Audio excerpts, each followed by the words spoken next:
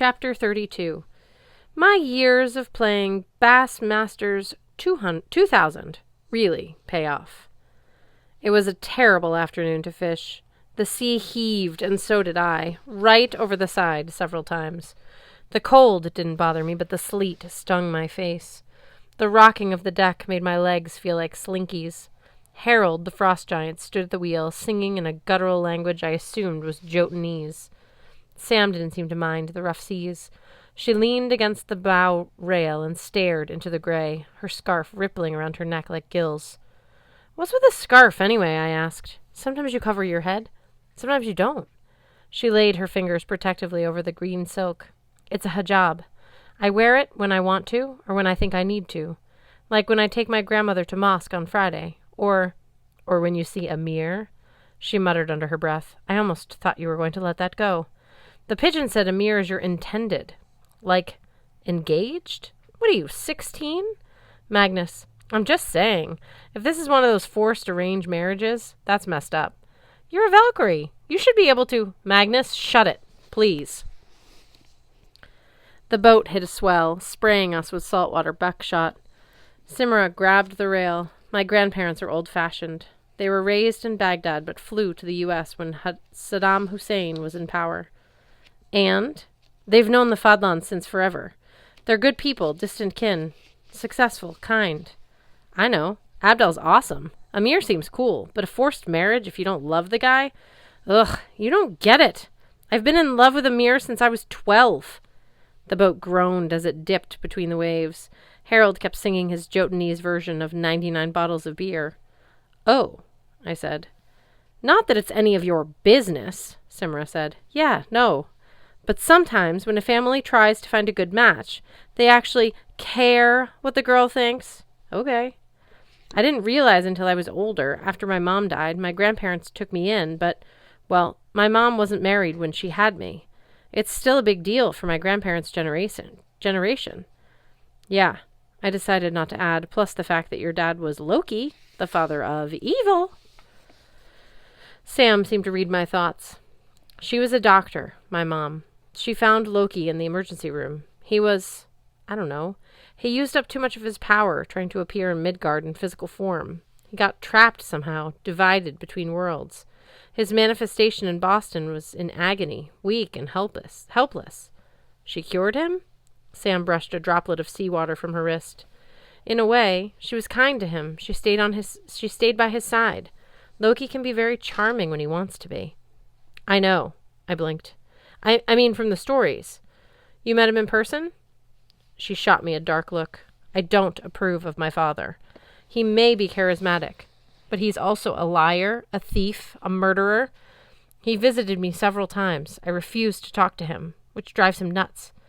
He likes to be noticed. He's not exactly low-key."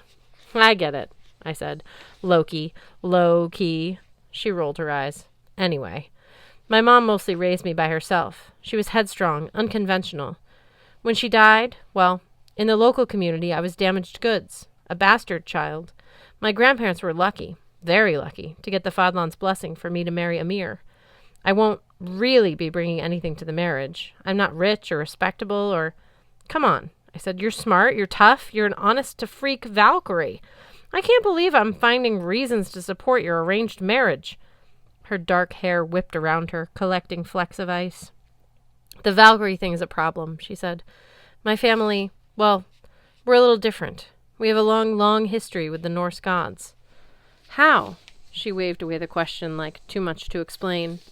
"Still," she said, "if anyone found out about my other life, I don't think Mr. Fadlan would be okay with his eldest son marrying a girl who moonlights as a soul collector for the pagan gods." "Ah, when you put it that way." "Shh." "I cover for my absences as best I can. Math tutoring? And some simple Valkyrie glamours. But a good Muslim girl is not supposed to hang out on her own with strange guys." "Strange guys? Thanks." I had a sudden image of Sam sitting in English class when her phone started to buzz. The screen flashed, "Odin calling."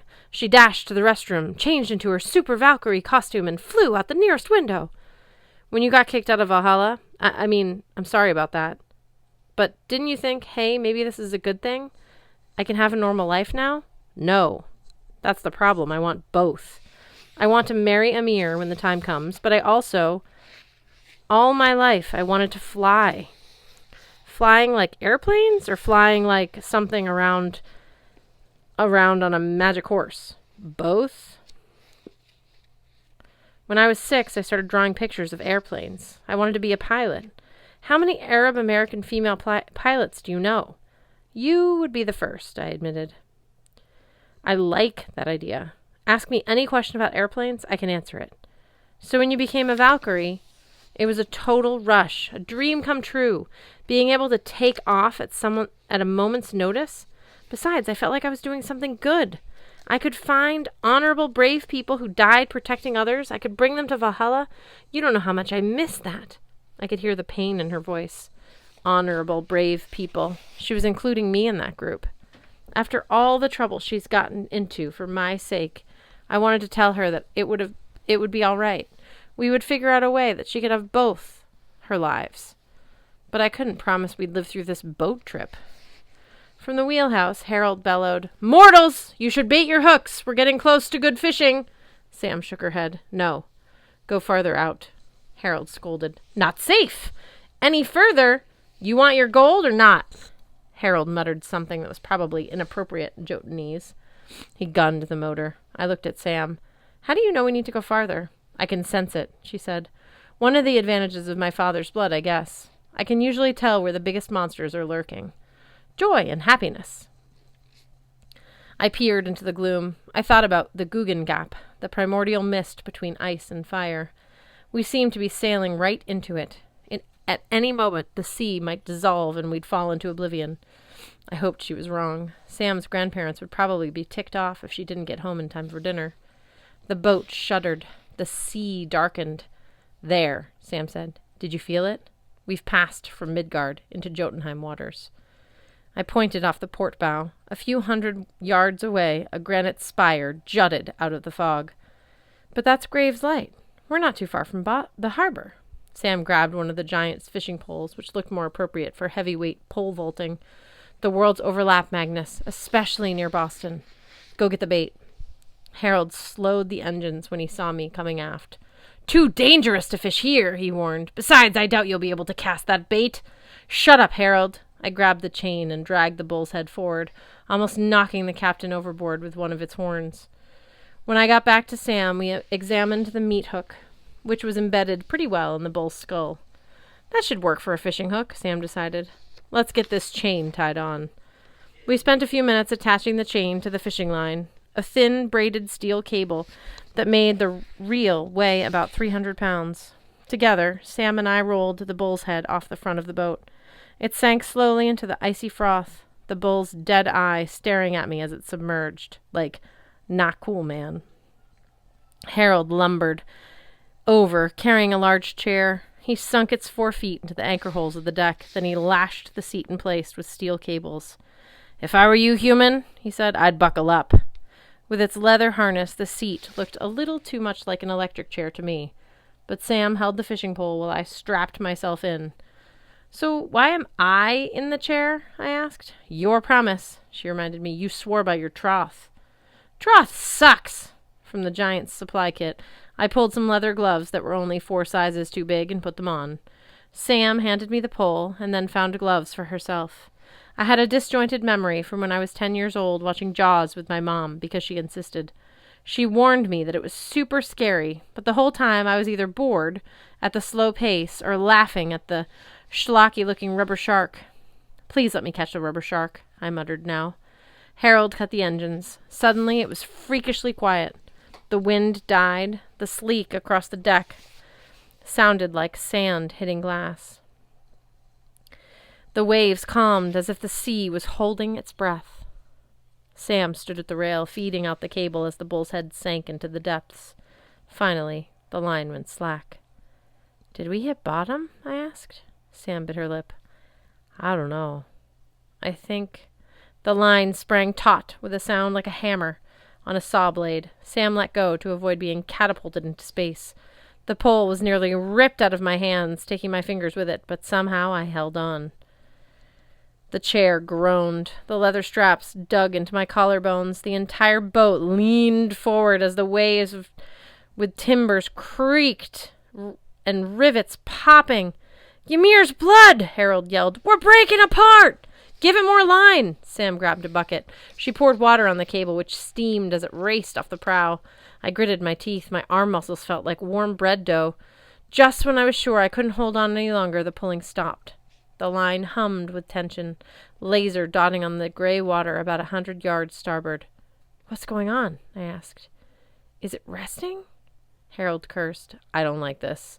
Sea monsters don't act this way. Even the biggest catches." "Reel it in," Sam said. "Now!" I turned the handle. It was like arm wrestling in the Terminator. The rod bent. The cable creaked. Sam pulled the line, keeping it clear of the rail. But even with her help, I could barely make progress. My shoulders went numb. My lower back spasmed. Despite the cold, I was soaked with sweat and shivering with exhaustion. I felt like I was reeling in a sunken battleship. From time to time, Sam yelled encouraging things like, "No, you idiot! Pull!" Finally, in the front of the boat, the sea darkened in a 50-foot diameter oval. The waves sloshed and boiled. Up in the wheelhouse, Harold must have a better view of whatever was coming to the surface. He screamed in a very ungiantish voice, "Cut the line!" "No," Sam said. "It's too late for that." Harold snatched up a knife. He threw it at the cable, but Sam deflected the blade with her axe. "Back off, giant!" she yelled. "But you can't bring that thing up!" Harold wailed. "It's the—" "Yes, I know." The rod began slipping from my hands. "Help!" Sam lurched and grabbed the fishing pole. She wedged herself next to me, the chair assist, but I was too tired and terrified to feel embarrassed. "We may all die," she muttered, "but this will definitely get Rand's attention." "Why?" I asked. "What is that thing?" Our catch broke the surface and opened its eyes. "Meet my older brother," Sam said. "The world serpent."